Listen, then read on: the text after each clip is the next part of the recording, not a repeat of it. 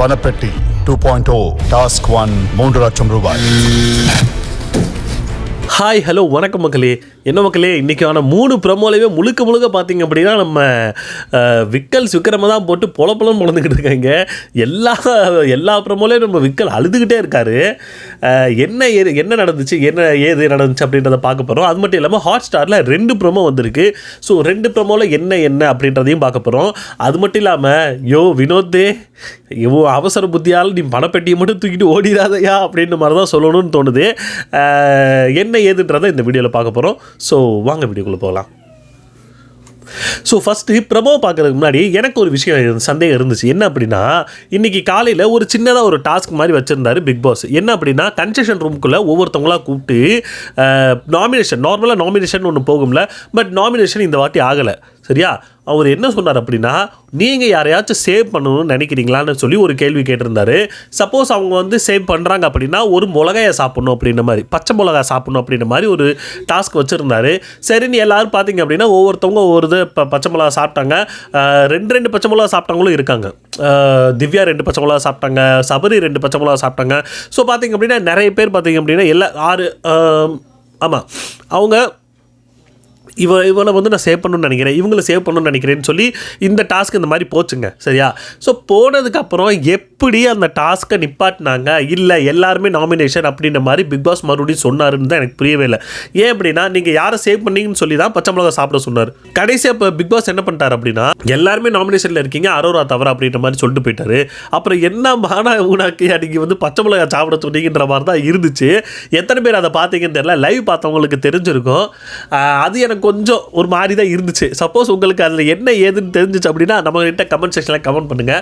So promo என்ன நடந்துச்சுன்னு பார்த்துருவோம். ஸோ இதில் பார்த்தீங்கன்னா ப்ரமோ கொஞ்சம் முன்ன பின்ன, ப்ரமோ கடைசியாக நடந்தது ஃபஸ்ட்டு நடக்கக்கூடியதை அப்படி இப்படின்னு சொல்லி மாற்றி சொல்லியிருக்காங்க. ஸோ என்னென்ன நடந்துச்சுன்றதை நம்ம ஃபஸ்ட்லேருந்தே பார்த்துருவோம். ஃபஸ்ட்டு நம்ம ஹாட் ஸ்டாரில் தான் வியானா உள்ளே வர்றதை காட்டுறாங்க. என்ன அப்படின்னா, ஃபஸ்ட்டு வியானா உள்ளே வரும்போது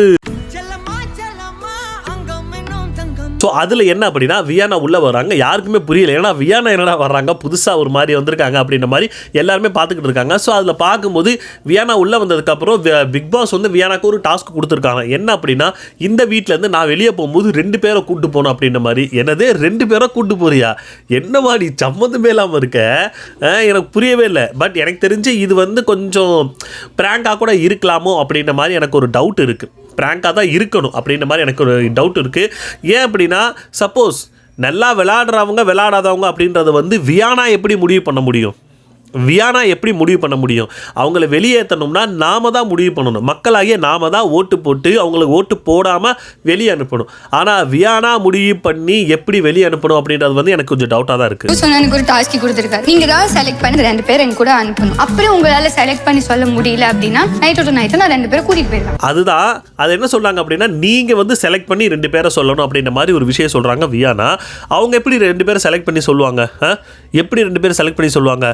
எவிக்ஷன் அப்படின்னா மக்கள் தான் முடிவு பண்ணணும். சரியா? சப்போஸ் உங்களால் செலக்ட் பண்ண முடியல அப்படின்னா நான் 2 பேரை கூப்பிட்டு போயிடுவேன் அப்படின்ற மாதிரி ஒரு வார்த்தையை விடுறாங்க. ஸோ அதுதான் எனக்கு கொஞ்சம் கன்ஃபியூஸாக இருக்குது. ஏன் அப்படின்னா, எப்படி இவங்க முடிவு பண்ண முடியும்? மக்கள் தானே முடிவு பண்ணணும். மக்கள் இருக்கணும் வேணாம், மக்கள் இவங்க இருக்கணும் வேணான்றது மக்கள் முடிவு பண்ணி ஓட்டு போட்டு அவங்கள இது பண்ணணும். சம்மந்தமே இல்லாமல் வியானாவை கூப்பிட்டு வியானா உனக்கு யாரை பிடிக்காதோ அவங்கள கூட்டு போ அப்படின்ற மாதிரி சொல்கிற மாதிரி தான் எனக்கு தோணுதுங்க. அதில் விக்கல்ஸ் என்ன சொல்கிறாருன்னா, இனிமேல் என்னால் இந்த வீட்டில் இருக்க முடியாதுங்க, சப்போஸ் போகிறா இருந்தால் நான் கிளம்புறேன் அப்படின்ற மாதிரி ஒரு வார்த்தையை விட்டுக்கிட்டு இருக்காரு. ஐயா விக்ரம், நல்லா தானே விளையாண்டுக்கிட்டு இருக்க, எதுக்கு இந்த வேலையை பார்த்துக்கிட்டு இருக்கின்ற மாதிரி தான் இருக்குது.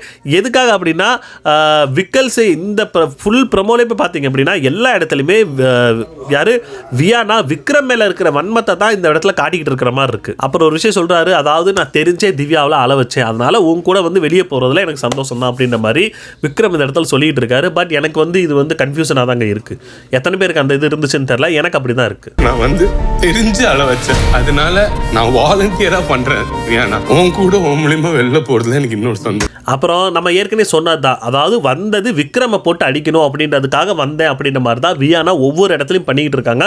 ப்ரொமோ முழுக்க அதாவது மைண்டை மேனிப்புலேட் பண்ணுறது, இந்த மாதிரி ஒரு கேம் விளையாடுறது அப்படின்ற மாதிரி நிறைய வார்த்தைகள் சொல்கிறாங்க வியானா. இந்த கேமுக்கு ஆப்டான ஒரு மைண்டை மேனிப்புலேட் பண்ணி விளையாடுற சூப்பரான ஒரு கேம் பிளேயர்னா விக்ரம் தான். ஸோ அப்படி பேசிக்கிட்டே இருக்காங்க, நிறைய வார்த்தை விட்டுக்கிட்டு இருக்கும்போது டக்குன்னு பார்த்தீங்க அப்படின்னா யார் நம்ம சாண்ட்ரா வந்து நிப்பாட்டுறாங்க. வியானா இந்த கான்வர்சேஷன் இதோட நிப்பாட்டணும் அப்படின்னோட அவங்க கேட்குற மாதிரி இல்லை, வியானா கேட்குற மாதிரி இல்லை, நான் நிப்பாட்ட மாட்டேன் அப்படின்ற மாதிரி தான் செய்கிறாங்க. வியானா இந்த கான்வர்சேஷன் நமக்கு இப்போ வேண்டாம். Let me talk. ஸோ அவங்க நிறைய வார்த்தை சொல்லிக்கிட்டே இருக்காங்க. வியானா வந்து இது வந்து என்னோட உரிமை, அதாவது நான் வந்து இதை எக்ஸ்பெக்ட் பண்ணவே இல்லை விக்ரம் கிட்ட அப்படின்ற மாதிரி நிறைய விஷயங்கள் சொல்லிகிட்டே இருக்காங்க. ஸோ இதை கேட்ட விக்ரம் என்ன பண்ணுறாருன்னா, இங்கே பாருங்க, நீ போதும், நீ பேசுனது நிறைய விஷயங்கள் சொல்லிட்டீங்க, போதும், நான் அதை ஏற்றுக்கிறேன், நான் அதை வந்து அக்செப்ட் பண்ணிக்கிறேன்ற மாதிரி சொல்லிட்டு அவர் எந்திரிச்சு வெளியே போகிறாரு. சொல்றேன், நான் கேமை முடிச்சுக்கிறேன். Game is done in time. அவர் ஏற்கனவே சொல்லிட்டார், நான் நிறைய விஷயங்கள் ஆமாம் நான் பண்ணேன்ற மாதிரி அவர் சொல்கிறாரு. பட் எதுக்காக மறுபடியும் குத்தி காட்டி பண்ணணும் அப்படின்றது தான் எனக்கு தெரியல.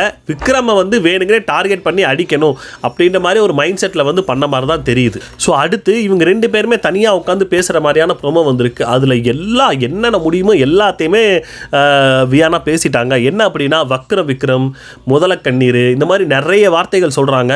நீங்கள் வந்து அதாவது ஒருத்தவங்க வந்து அழுகுறாங்க அப்படின்னா அது மூலிமா சிம்பத்தி தேடக்கூடிய ஆள் நீங்கள். அது மட்டும் இல்லாமல் ஒரு கிரிட்டிசிசம் அப்படின்ற ஒருத்தவங்க சொன்னாங்க அப்படின்னா அதில் இருக்கிற சீயை கூட உங்களால் ஏற்றுக்க முடியாத ஒரு ஆள் அப்படின்ற மாதிரி நிறைய வார்த்தை விட்டுக்கிட்டு இருக்காங்க. பட் எதுக்காக இந்த அளவுக்கு இதை வந்து விக்ரமை வந்து டார்கெட் பண்ணி அடிக்கிறாங்கன்னு எனக்கு புரியவே இல்லைங்க. விக்ரம்ன்ற பேரு கரெக்டாக பொருந்தக்கூடிய ஆள் நீங்கள். அதை அவருமே ஏற்றுக்கிட்டாரு. நான் வந்து ஏற்றுக்காம இல்லை, நானுமே அதை ஏற்றுக்கிறேன்ற மாதிரி ஏற்றுக்கிட்டாரு. பட் நிறைய இடத்துல நிறைய பேர் வந்து பார்த்தீங்க அப்படின்னா, ஐயோ விக்ரமே நீலாம் அப்படியா இப்படியாலாம் பேசிக்கிட்டு இருப்பீங்க. பட் அவர் ஏற்றுக்கிட்டாருன்னு சொல்லும்போது நம்ம எதுக்கு அதை வந்து இது பண்ணணும்னு தான் எனக்கு புரியவே இல்லை. ஆனால் ஒரு விஷயம் நல்லா புரிஞ்சு போச்சு.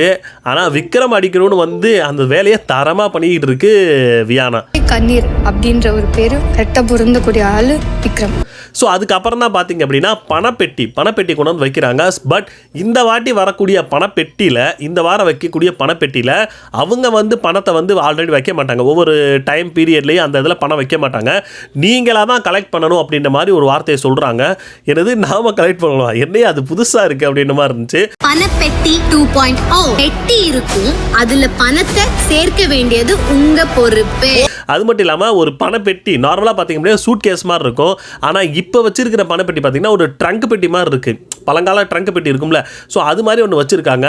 அதை வச்சுட்டு இந்த பக்கம் ஒரு கார் நிற்கிது. காரில் வந்து நோட்டு வந்து சும்மா குழந்தைங்களாம் விளையாடுவாங்களே, ஸோ அந்த மாதிரி நோட்டு வைக்கிறாங்க.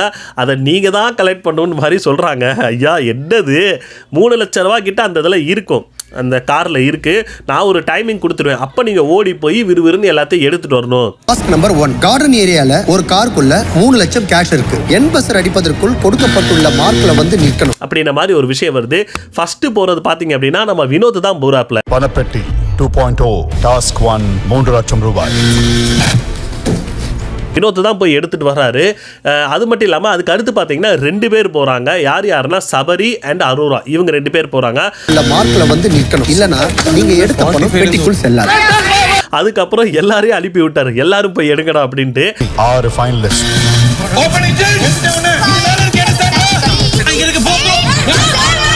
ஆனால் எனக்கு தெரிஞ்சு மேலே இருக்கிற, அதாவது பார்த்தீங்க அப்படின்னா காருக்கு டாப்பில் இருக்கக்கூடிய அந்த பணத்தை யாருமே கவனிக்க மாட்டேங்கிறாங்க. எல்லாருமே கீழே இந்த பக்கம் தான் தேடிட்டு இருக்காங்களே தவிர மேலே இருக்கிற டாப்பில் இருக்கிறது யாருமே கவனிக்கவே இல்லை. ஏன்னா டாப்பில் இருக்கிறது இப்படியே அள்ளுனோம்னா கரெக்டாக கையில் வந்துட போகுது, அதை எதுக்கு அவங்க கவனிக்கல அப்படின்ற மாதிரி தான் யோசிக்க தோணுது.